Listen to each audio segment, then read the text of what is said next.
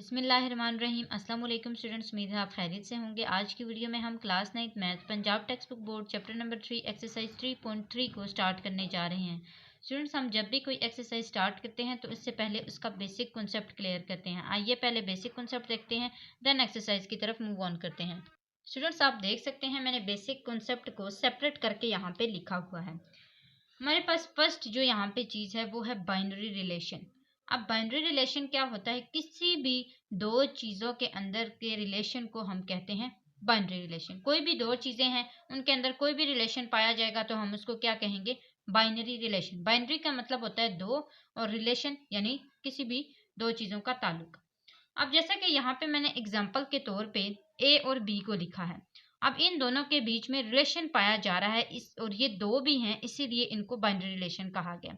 लेकिन साथ साथ आप एक और चीज देखें, यहाँ पे मैंने लिखा है शुड बी इन ऑर्डर। इसको ऑर्डर में होना चाहिए। ऐसा नहीं है कि ए, अगर ए और बी यहाँ पे लिखे हुए ना, हम ऐसा नहीं लिख सकते कि इसको बी और ए लिख लें। जैसे लिखे हैं हम इसको वैसा ही लिखा रहने देंगे, हम इसकी पोजीशन को चेंज नहीं कर सकते। नेक्स्ट, इसी के अंदर हमारे पास आता है कार्टेशियन प्रोडक्ट। और कार्टेशियन प्रोडक्ट क्या होता है कि जब हमारे पास दो सेट्स आ जाते हैं, हमने सेट्स के बारे में पढ़ा था ना, जब हमारे पास दो सेट्स आ जाएं और उनका रिलेशन हमने देखना हो, फिर हम उसको क्या कहेंगे? ये कार्टेशियन प्रोडक्ट यहाँ पे देखा जा रहा है। जैसे यहाँ पे लिखा है ए क्रॉस बी, हमारे पास ए सेट, कोई भी सेट दे दिया जाता है। जैसे मैंने यहाँ पे ये एग्जांपल लिखी है, इससे देख लें कि ए सेट में 1 2 3 4 है और बी सेट में क्या है? 0 3 5 7। अब हम इसका कार्टेशियन प्रोडक्ट किस तरह बनाएंगे?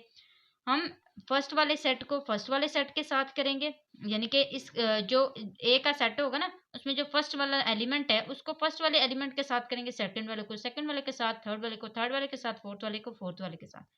फिर उसके बाद क्या करना है? फर्स्ट वाले एलिमेंट को इन सब के साथ करना है।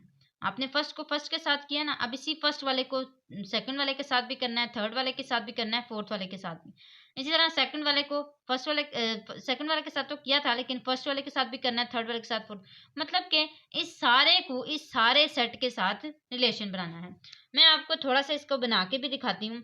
जैसे यहाँ पे लिखा हुआ है ना 1 2 3 4 और 0 3 5 7। अब इसका ये कैसे बनेगा? सबसे पहले तो ये बनेगा ऐसे, 1 है ना, 1 को इस पूरे के साथ करें तो ये क्या बन जाएगा? 1 0, इसी तरह 1 3 1 5 1 7। फिर 2 है आगे, तो 2 को इस सारे के साथ कर लें, यह आ जाएगा 2 0 2 3 2 5 2 7। इसी तरह चलते जाना है। फिर 3 को इन सब के साथ किया, 4 को इन सब के साथ, इसको हम कहते हैं कार्टेशियन प्रोडक्ट। इसी तरह बनता है ये कार्टेशियन प्रोडक्ट। नेक्स्ट हमारे पास जो इसका कॉन्सेप्ट है वो है फंक्शन का। अब फंक्शन हम किसको कह सकते हैं? यानी कि कोई भी एक सेट है, हम उसको क्यों फंक्शन कहेंगे? उसकी ये 3 कंडीशंस हैं। जिस जिस भी सेट के अंदर ये 3 कंडीशंस होंगी, हम उसको कहेंगे ये फंक्शन है।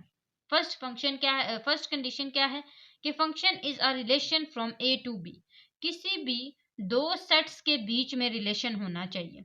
ठीक है, दो डिफरेंट सेट्स के बीच में रिलेशन होना चाहिए और तभी हम उसको फंक्शन कहेंगे। सेकंड क्या है? Domain of function is equal to A. कि डोमेन क्या होती है? अब डोमेन और रेंज का कंसेप्ट भी आप यहाँ से देख सकते हैं। हमारे पास जब ये बाइनरी रिलेशन बनते हैं ना, ये कार्टेशियन प्रोडक्ट जहाँ पे मैंने किया, इधर से देखें, यहाँ पे इसका जो फर्स्ट एलिमेंट होता है उसको कहते हैं एक्स और सेकंड वाले एलिमेंट को कहते हैं वाई। अब जो एक्स वाला एलिमेंट है ना, इसको क्या कहते हैं? डोमेन कहते हैं। और जो वाई वाला एलिमेंट होता है इसको क्या कहते हैं? रेंज कहते हैं। डोमेन और रेंज का कंसेप्ट भी हो गया क्लियर। अब डोमेन वो कहते हैं कि सारे के सारे ए के इक्वल होने चाहिए। ए जो है ना, उस सारे जो जो भी यहाँ पे डोमेन आएंगे ना, डोमेन जो होती है ना वो असल में, अब जैसे 1 है ना, तो 1 1 1, अब ये सारे सेम है ना, तो आपने इसको सेम को एक दफा लिखना है, आप इसको 4 दफा नहीं लिख सकते डोमेन के अंदर। ठीक है, इसी तरह रेंज के अंदर भी आप इन सबको अगर सेम वैल्यूज हैं तो इसका मतलब है आप इसको जस्ट 1 टाइम लिख सकते हैं, ज्यादा दफा नहीं लिख सकते। तो वो कहते हैं कि सारे के सारे वो किसके इक्वल होने चाहिए? ए के इक्वल होने चाहिए। अभी फिलहाल ए टू बी की बात हो रही है ना, तो उसमें ए के इक्वल होने चाहिए। थर्ड जो इसकी कंडीशन है वो क्या है कि first element of no two pairs of F are equal.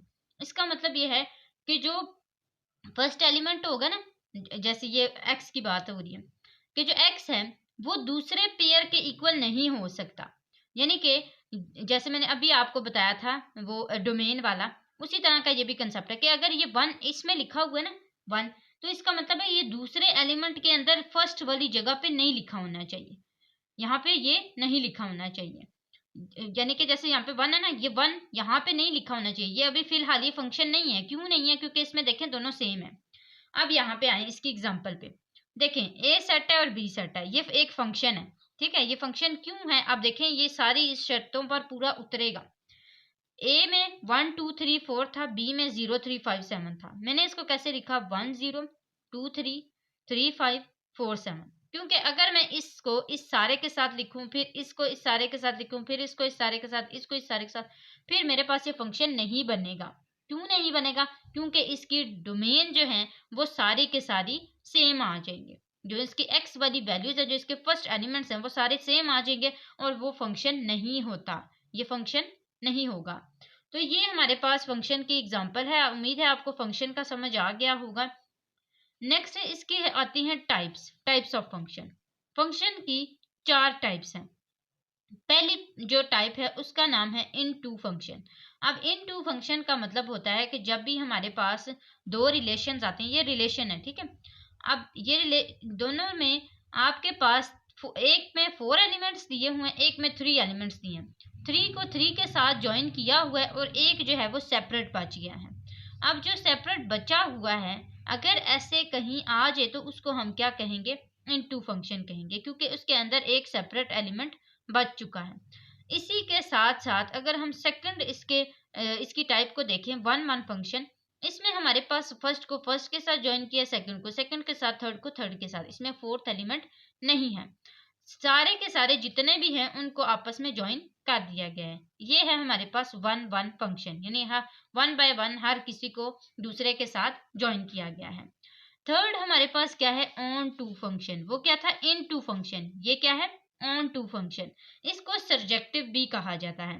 अब ऑन टू फंक्शन में आप देखेंगे कि जो आपके पास फर्स्ट वाले के 2 एलिमेंट्स हैं वो ज्वाइन होंगे सेकंड वाले में फर्स्ट वाले के एक ही के साथ, यानी कि जो दो है ना, ये हमारे पास बाइनरी रिलेशंस। अब इनमें से जो इस फर्स्ट वाले के 2 एलिमेंट्स हैं वो एक ही के साथ ज्वाइन हुए हैं और जो यहाँ पे एक बच गया है वो दूसरे के साथ ज्वाइन हो चुका है। इसका मतलब ये हुआ कि इसमें 2 हमारे पास एलिमेंट्स हैं और इसमें 3 एलिमेंट्स हैं। अब आप सारे देखें, सारे एक दूसरे से डिफरेंट हैं। फोर्थ वन देखें, फोर्थ वन में 1 1 एंड ऑन टू फंक्शन इसको कहा जाता है, जिसको एक और भी नाम दिया गया है और वो नाम क्या है? बाइजेक्टिव। बाइजेक्टिव। अब यहाँ पे क्या होता है? 3 ही एलिमेंट्स होते हैं इसकी तरह, 1 1 की तरह, लेकिन इसके अंदर ऑन टू का भी कुछ पार्ट है। कैसे? देखें, इसमें हमारे पास 3 ही एलिमेंट्स हैं, लेकिन एक को एक के साथ ज्वाइन कर दिया गया है, दूसरे को दूसरे के साथ ज्वाइन किया गया है, लेकिन क्रॉस वे में, यानी कि इसको सीध में नहीं लेके जाया गया। यहाँ पे इसको क्या किया गया है? क्रॉस की फॉर्म में लेके जाया गया है। जब ऐसा होगा तो उसको हम क्या कहेंगे? ये बाइजेक्टिव है। तो ये हमारे पास कुछ बेसिक कॉन्सेप्ट से, उम्मीद है आपको ये कॉन्सेप्ट्स क्लियर हो गए होंगे। अब एक्सरसाइज की तरफ मूव ऑन करते हैं। एक्सरसाइज को स्टार्ट करने से पहले आपको बताती चलूं, अगर आप मेरे चैनल पर न्यू हैं तो सब्सक्राइब करें, वीडियो अच्छी लगे तो लाइक ज़रूर करें। क्वेश्चन नंबर 1 में हमारे पास क्या है कि a is equal to, A की हमारे पास एक सेट दिया गया है। Find the following relation in A. हमने क्या करना है? ए के अंदर ही रिलेशंस को फाइंड करना है, यानी कि A to A cross A. State the domain and range of each relation. हमने क्या करना है? डोमेन और रेंज को स्टेट करना है हर रिलेशन के।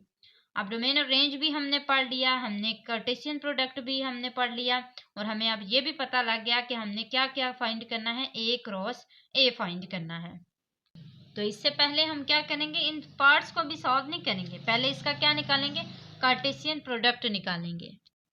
और उसको निकालने के लिए हम क्या करेंगे? ए को 2 टाइम लिखेंगे। क्यों? क्योंकि हमने ए क्रॉस ए फाइंड करना है।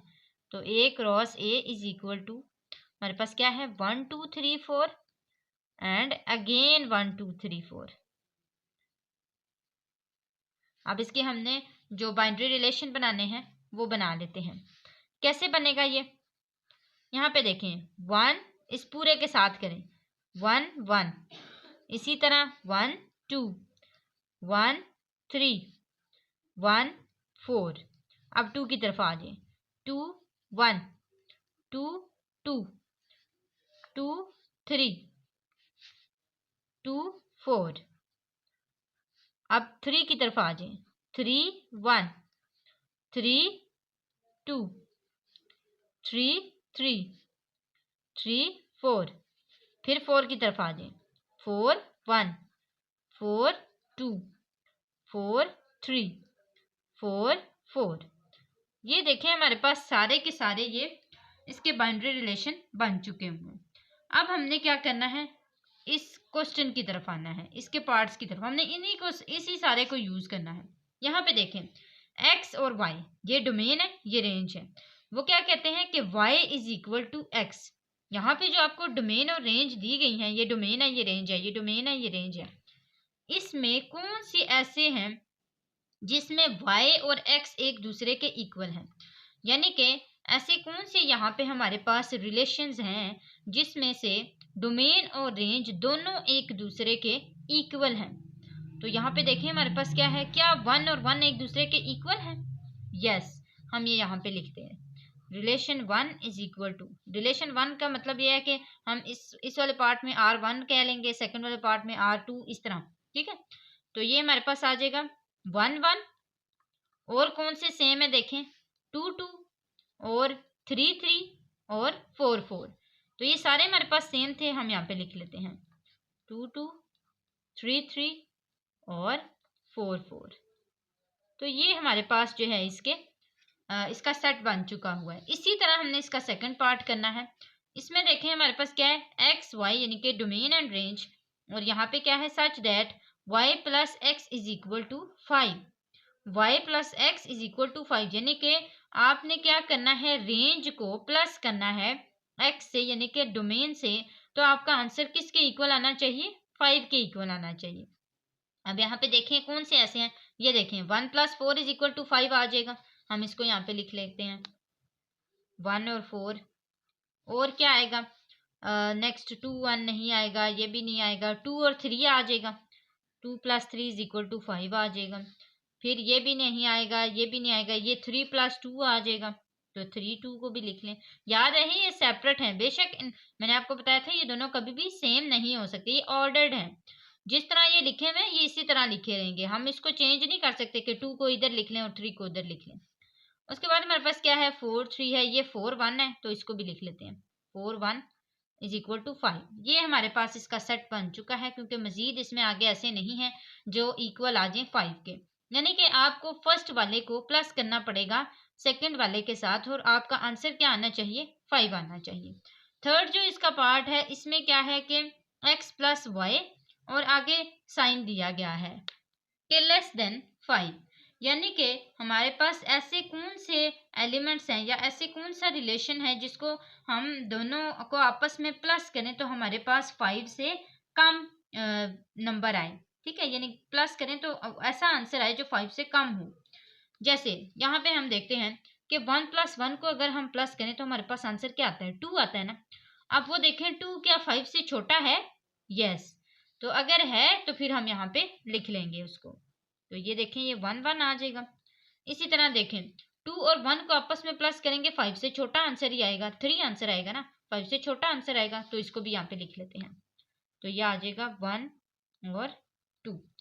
इसी तरह मजीद करें 3 प्लस 1 इज इक्वल टू 4 आएगा, वो भी इससे छोटा ही है। तो हम क्या कर लेंगे, 1 और 3 लिख लेंगे। अब 4 और 1 को प्लस करें तो क्या आंसर आता है, 5 आता है। 5 इक्वल आता है ना, यहाँ पे इक्वल तो नहीं लिखा हुआ। अब इक्वल हमें कैसे पता लगता है, अगर इसके नीचे लाइन लगी होती तो फिर हम कहते कि 5 इसके अंदर इंक्लूड है, लेकिन यहाँ पे लाइन नहीं लगी तो हम इसको इंक्लूड नहीं करेंगे। नेक्स्ट चले 2 1, 2 और 1 3, ये भी लिखा जाएगा। 2 और 2 4, ये भी लिखा जाएगा। तो 2 1 और 2 2, ये दोनों लिख लेते हैं। फिर 2 3, ये भी नहीं आएगा, ये भी नहीं आएगा। 3 प्लस 1 इज इक्वल टू 4, ये भी आ जाएगा, तो इसको भी लिख लेते हैं। 3 और 2, ये भी नहीं आएगा, ये भी नहीं आएगा, ये भी नहीं आएगा, बाकी सारे नहीं आएंगे क्योंकि बाकी सारे आगे बड़े होते जा रहे हैं। तो ये हमारे पास जो है इसका सेट बन जाएगा। फोर्थ जो इसका पार्ट है उसमें क्या है कि y plus X is greater than 5। ऐसे कौन से एलिमेंट्स हैं जिनको हम आपस में ऐसे कौन से एलिमेंट्स हैं दो जिनको हम आपस में प्लस करें तो हमारे पास ग्रेटर देन 5 आंसर है। ऐसे देखें यहाँ पे कौन से हैं। तो जैसे यहाँ पे हमारे पास 1 + 1 था, ये तो हमारा इसके अंदर चला गया था छोटे वाले के अंदर, तो इसको तो जो हमने इसके अंदर लिखा था वो तो हम हरगिज इधर नहीं लिखेंगे क्योंकि उनका लेस देन 5 आंसर आया था। तो हमने तो ग्रेटर वाला देखना है अब, तो ग्रेटर वाले के लिए ये नहीं आएंगे। अब यहाँ पे फाइंड आउट करेंगे कौन से वाले हैं। तो यहाँ तक तो 1 3 तक तो हमने लिख लिए थे। अब 1 4 देखें, 5 इक्वल वाला हमने नहीं लिखना, 2 1 ये भी नहीं आ सकता, 2 2 ये भी नहीं आ सकता, 2 3 ये भी इक्वल है, ये भी नहीं आ सकता, 2 4 6 होता है तो इसको हम यहाँ पे लिख लेते हैं 2 और 4। मजीद देखें 3 और 1 नहीं लिख सकते, 3 2 5 के इक्वल होता है, ये भी नहीं आएगा। इसी तरह 3 और 3 3 3 इज इक्वल टू 6, तो ये भी यहाँ पे आ जाएगा। इसको यहाँ लिख लेते हैं 3 और 3। मजीद हम यहाँ पे देखते हैं 3 और 4, ये भी ग्रेटर देन 5 आंसर आ गया, तो इसको भी हम यहाँ पे लिख लेते हैं। मजीद देखते हैं, ये इसको नहीं लिखेंगे क्योंकि ये 5 के इक्वल आ जाएगा, और इन तीनों को लिख लेंगे क्योंकि इन तीनों का ग्रेटर देन 5 आंसर आता है। तो ये आ जाएगा 4 3 और 4 4। तो ये हमारे पास जो है वो इसका सेट बन चुका है। यहाँ तक हमारा क्वेश्चन नंबर 1 कंप्लीट होता है। नेक्स्ट चलते हैं क्वेश्चन नंबर 2 की तरफ। स्टूडेंट्स क्वेश्चन नंबर 2 काफ़ी सिंपल है क्योंकि हमने फंक्शन की टाइप्स पढ़ ली हैं। अगर हमें फंक्शन की टाइप्स ना पता होती फिर हम इसको नहीं कर सकते थे। तो पहले आपने बेसिक कॉन्सेप्ट लाजमी क्लियर करना है, देन क्वेश्चन नंबर 2 को आपने सॉल्व करना है। अब यहाँ पे हमारे पास क्या लिखा हुआ है कि which of the following degree represent functions and which type. आप बताएं कि ये कौन सी टाइप है फंक्शन की और ये कौन सी डिग्री को रिप्रेजेंट कर रही है। तो यहाँ पे हमारे पास दो ये रिलेशंस बना के दिए गए हैं। अब यहाँ पे देखें हमें कैसे पता लगेगा कि ये कौन सा फंक्शन है। सेम वही चीज़ है, आपने वो चारों जो टाइप्स हैं वो याद रखनी है, उनको नहीं भूलना, आप इसको आराम से कर लेंगे। सबसे पहले तो ये देखें कि ये फंक्शन है या नहीं है। अगर आप देखेंगे कि ये फंक्शन है तो फिर ही आप बता सकेंगे ना कि ये कौन सी टाइप है। तो पहले तो आपको पता होना चाहिए कि ये फंक्शन है भी कि नहीं फंक्शन। तो ये देखें ये फंक्शन कैसे नहीं है या है तो फिर क्या कैसे है। हमने 3 कंडीशंस पढ़ी थी ना, उनको हमने ज़हन में रखना है। हम इसको ऐसे लिख सकते हैं कि 1A, ऐसे लिख सकते हैं ना 1A 1B, जिस तरह ये ज्वाइन हुआ है ना इसी तरह लिखें 1B 2C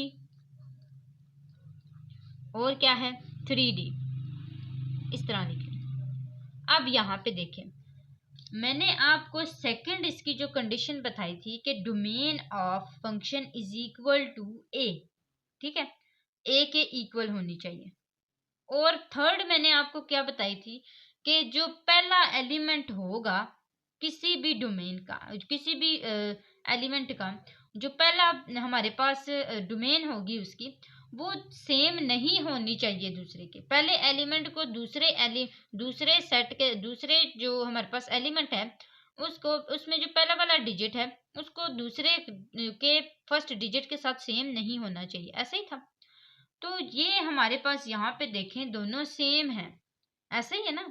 देखें यहाँ पे हमारे पास दो यहाँ पे एलिमेंट्स दिए गए हैं, ठीक है, दोनों में फर्स्ट वाले जो डिजिट्स हैं वो दोनों सेम है, जबकि कंडीशन में ऐसा कहा गया था कि नहीं होने चाहिए, तो फिर ये हैं। और जब हैं तो फिर हम क्या कहेंगे कि ये तो फंक्शन ही नहीं है, नॉट अ फंक्शन। यहाँ पे हम क्या लिख लेंगे नॉट अ फंक्शन। अगर ये फंक्शन होगा तो फिर हम इसको कोई नाम देंगे ना, फंक्शन होगा तो कोई नाम देंगे, जब ये फंक्शन ही नहीं है तो हम इसको नाम कैसे दे सकते हैं। अब आते हैं इसके सेकंड पार्ट की तरफ, हमने इसमें सिर्फ यही बताना है। सेकंड पार्ट में देखें हमारे पास एक कंडीशन है, एक हमारे पास टाइप है जिसके बारे में हमने डिस्कस किया था। हमने सेकंड वाली टाइप में डिस्कस किया था कि हमारे पास जैसे ये एक के इक्वल है, दूसरा दूसरे के इक्वल है, तीसरा तीसरे के इक्वल है, तो वो देखते हैं कि वो कौन सी टाइप थी। यहाँ पे देखें हमारे पास ये वाली टाइप है जिसको हमने 1 1 फंक्शन का नाम दिया था। तो यहाँ पे हम लिख लेते हैं 1 1 फंक्शन।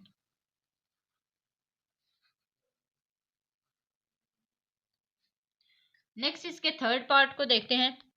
थर्ड पार्ट में देखें हमारे पास क्या है, सेम वही चीज़ है, हम इसको भी क्या नाम दे देंगे 1 1 फंक्शन का।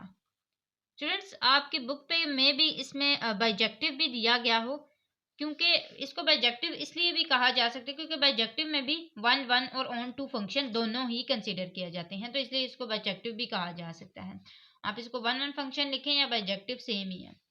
अच्छा, फोर्थ जो इसका पार्ट है, इसमें देखें ये हमारे पास क्या है।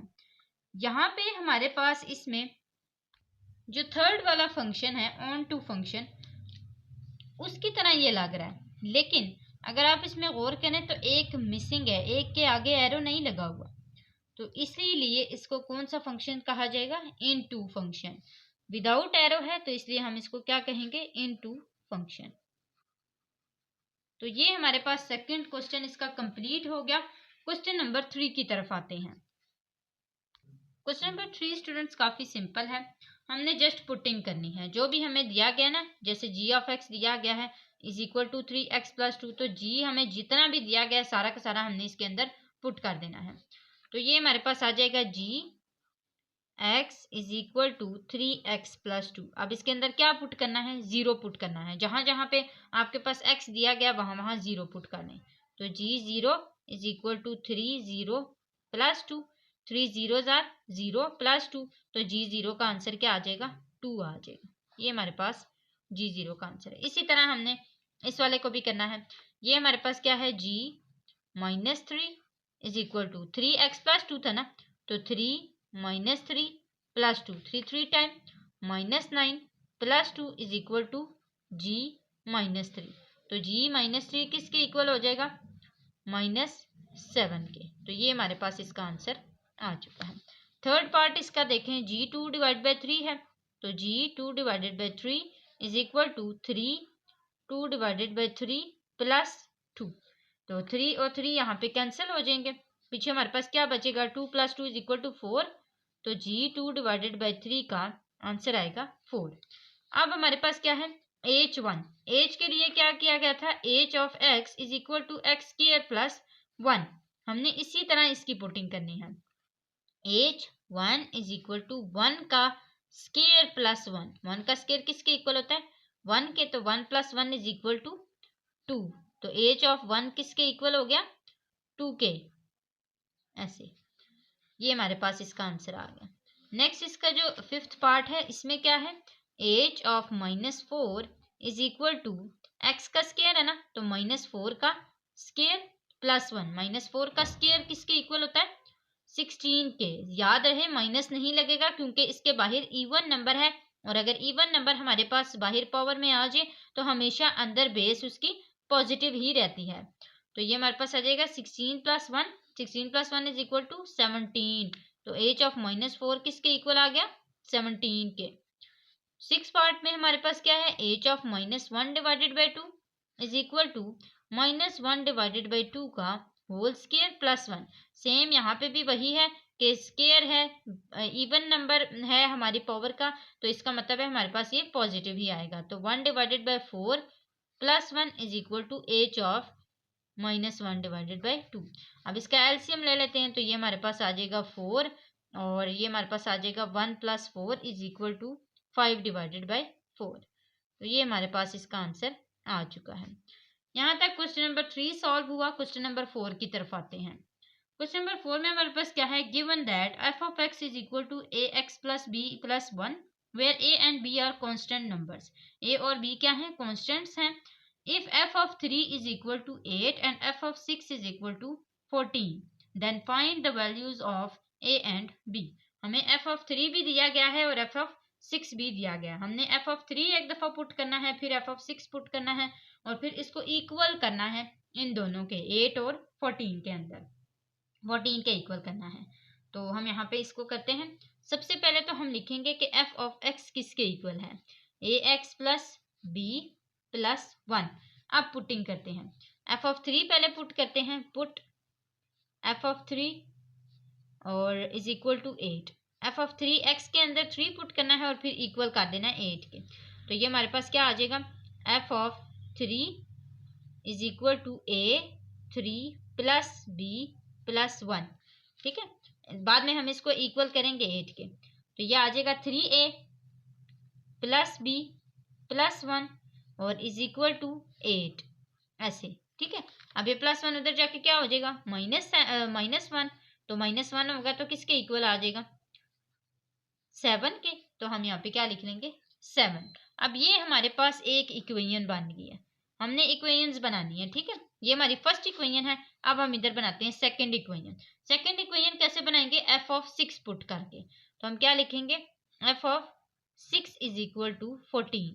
अब इसको पुट करते हैं तो ये हमारे पास आ जाएगा f(6) is equal to a, इसी के अंदर पुट करना है ax प्लस b+1 के, ठीक है। यहाँ पे मैं फिलहाल x लिख लेती हूँ, ठीक है, ताकि आपको अच्छे से समझ आ जाए।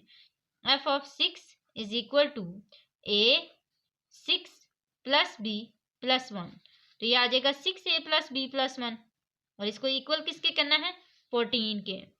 तो ये हमारे पास क्या आ जाएगा, ये +1 उधर जाके -1 हो जाएगा, और ये किसके इक्वल आ जाएगा, 13 के। तो 6a plus b is equal to 13। ये हमारे पास बन गई है इसकी सेकेंड इक्वेशन। अब हमने इन दोनों इक्वेशंस को यूज करना है। दोनों का यूज कैसे करेंगे, हम लिखेंगे फ्रॉम 1 and 2। हमने इसमें से कुछ ऐसा करना है, यानी या प्लस करना है या माइनस करना है। और प्लस माइनस हमने देख के करना है कि अगर इन दोनों की सेम वैल्यू कट जाए तो ही हमारे पास ये सॉल्व होगा। तो हम, यानी कि हमने देखना है कि इसके कट होने की वजह कौन बन रहा है, प्लस या माइनस। तो जो वजह बनेगा हम उसी को करेंगे। जैसे मैं यहाँ पे इसको लिखती हूँ ना, पहले फिर मैं आपको बताती हूँ। 3a plus B is equal to 7, 6a plus B is equal to 30। अब देखें, आपको पता है कि माइनस में हमेशा साइन नीचे वाले चेंज हो जाते हैं। अगर तो इन दोनों के साइन ऑलरेडी ही पॉजिटिव और नेगेटिव होते तो फिर मैं इसको माइनस ना करती, क्योंकि मुझे पता है कि माइनस में इनके साइन नीचे वालों के चेंज हो जाते हैं। लेकिन चूंकि फिलहाल इन दोनों के साइन सेम है तो मुझे एक का साइन चेंज करना पड़ेगा। और चेंज कैसे करना पड़ेगा, माइनस करके। तो मैं क्या करूंगी, यहाँ पे प्लस है, इसका minus, plus minus plus minus, इनको क्या कर लूंगी, सब्ट्रैक्ट कर लूंगी। फ्रॉम 1 and 2 सब्ट्रैक्ट, तो सब्ट्रैक्ट करना है। तो यहाँ पे मैंने सब्ट्रैक्ट किया 1 को सेकंड वाली इक्वेशन के साथ। ये दोनों तो गई आपस में कट। पीछे हमारे पास क्या बचा, 3 - 6, जो कि इक्वल होता है -3a के। और इन दोनों को आपस में प्लस माइनस किया तो आंसर आया -6। तो ये कि हमारे पास क्या आ जाएगा, a is equal to -6 divided by -3। ये -3 इधर आ गया, दूसरी साइड पे minus minus cancel, 3 1 time 3 3 2 time 6। a का आंसर क्या आया, 2 आया। अब हमने क्या करना है, हमने दोनों इक्वेशंस में से किसी भी एक इक्वेशन के अंदर इस a इज इक्वल टू 2 को पुट करके b का आंसर निकालना है। तो हम यहाँ पे क्या लिख लेंगे, put a is equal to 2 in any equation, किसी भी दोनों में से एक में से कर लें। a is equal to 2 in equation 1 में मैं पुट कर देती हूँ। 1 वाली इक्वेशन क्या है, 3a plus b is equal to 7 है ना। तो a क्या हमारे पास क्या आंसर आया था, 2। तो ये आ जाएगा 3 2 plus b is equal to 7। 3 2 times 6 plus b is equal to 7। और ये आ जाएगा b इज इक्वल टू 7, ये +6 इधर आके -6 हो जाएगा। तो b is equal to answer क्या आ जाएगा, 1। अब हमारे पास क्या आंसर है, a इज इक्वल टू 2 और b इज इक्वल टू 1। तो ये हमारे पास इसका फाइनल आंसर है। नेक्स्ट चलते हैं क्वेश्चन नंबर 5 की तरफ। क्वेश्चन नंबर 5 भी हमारे पास क्वेश्चन नंबर 4 के जैसा ही है। हमें g ऑफ x दिया गया है ax प्लस b प्लस 5। हम ये यहाँ पे पहले लिख लेते हैं कि g ऑफ x किसके इक्वल है, ax प्लस b प्लस 5 के। a b are constant, same वैसे ही है। If g of -1 is equal to 0 and g of 2 is equal to 10। अब एक दफ़ा हमने -1 पुट करना है और फिर 2 पुट करना है, और फिर इन दोनों को जैसे इक्वल दिया गया है वैसे इक्वल करना है। तो हम सबसे पहले -1 को पुट कर लेते हैं, g of -1 is equal to 0। तो ये आ जाएगा g of -1 is equal to a -1 plus b plus 5। और ये आ जाएगा -1a plus b plus 5 is equal to 0। अब ये +5 उधर जाके क्या हो जाएगा, -5। तो हम क्या लिख लेंगे, -a plus b is equal to -5। ये हमारे पास क्या है, फर्स्ट इक्वेशन बन गई है। सेकेंड इक्वेशन को यहाँ पे बनाते हैं। तो ये हो जाएगा g of 2 is equal to 10। तो हम इसके अंदर पुटिंग भी करते हैं कि g of 2 is equal to a 2 और प्लस b और प्लस 5। तो ये आ जाएगा 2a प्लस b प्लस 5। और इसको इक्वल किसके करना है 10 के, तो ये हमारे पास आ जाएगा 10। तो 2a plus B is equal to 10 minus 5, तो ये किसके इक्वल आ जाएगा 5 के। तो हमारे पास ये क्या बन गया सेकंड इक्वेशन बन गई है। अब यहाँ पे देखें minus A plus B is equal to 5 और 2a plus B is equal to 5, तो ये हमारे पास जो है वो इक्वेशंस बन गए। अब हमने इनको क्या करना है आपस में प्लस या माइनस करना है और देखना है ये कैसे कट हो सकते हैं। तो ये आ जाएगा a plus B is equal to minus 5 और 2a plus B is equal to 5। यहाँ पे देखें प्लस बी और प्लस बी है, इनके साइन चेंज हैं नहीं, करने पड़ेंगे। तो ये आ जाएगा plus minus plus minus plus minus, ये दोनों आपस में कैंसिल हो गए, ये हो गया माइनस माइनस प्लस और ये हमारे पास आ गया माइनस 3a और ये माइनस माइनस प्लस और 5 10, तो ये आ जाएगा माइनस 10। अब हमने क्या करना है a इधर ही रहेगा, माइनस 3 उधर जाके क्या हो जाएगा डिवाइड, तो ये आ जाएगा a is equal to minus minus cancel हो गए 10 डिवाइडेड बाई 3। ए का हमारे पास क्या आंसर आया है 10 डिवाइड बाई 3। अब हमने इसको पुट करना है, put in a is equal to 10 divided by 3 in equation second के अंदर कर ले तो ज़्यादा बेहतर है, क्योंकि इसमें माइनस वाले साइन है तो फिर कंफ्यूज हो जाएंगे। तो सेकंड वाले के अंदर कर लें, ये हमारे पास हो जाएगा 2, a का क्या आंसर है 10 divided by 3 plus b is equal to 5, तो 10 2 time 20 divided by 3 plus b is equal to 5, ये 20 डिवाइडेड बाई 3 उधर जाके क्या हो जाएगा माइनस, तो b is equal to 5 minus 20 divided by 3। इसका एलसीएम ले लेते हैं, एलसीएम लेंगे तो ये आ जाएगा 3, ये आ जाएगा 1 1 3 टाइम 3 5 3 टाइम 15 माइनस 20, ये माइनस 15 में से 20 निकालेंगे माइनस 5 आ जाएगा, आंसर क्या आ जाएगा माइनस 5 डिवाइडेड बाई 3। तो बी का हमारे पास क्या आंसर आया है माइनस 5 डिवाइड बाई 3। मैं यहाँ पे सेपरेट लिख लेती हूँ, A is equal to 10 divided by 3 और b is equal to minus 5 divided by 3। तो ये हमारे पास जो है इसका आंसर आ चुका है। मैं इसको हाईलाइट भी कर देती हूँ ऐसे। यहाँ तक हमारे पास क्वेश्चन नंबर 5 कंप्लीट हुआ। नेक्स्ट चलते हैं क्वेश्चन नंबर 6 की तरफ। क्वेश्चन नंबर 6 हमारे पास काफ़ी सिंपल है, क्योंकि इसमें कहा गया है कि consider the function defined by f of x is equal to 5x plus 7 और 5x plus 1 if f of x is equal to 32 find x। एक ही हमें दिया गया है और इसी से हमने फाइंड करना है x की वैल्यू को।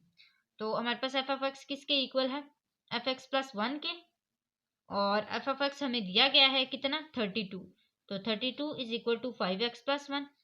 अब यहाँ पे ये प्लस 1 इधर आके क्या हो जाएगा माइनस 1, तो 32 minus 1 is equal to 5x, ये आ जाएगा 31 के इक्वल।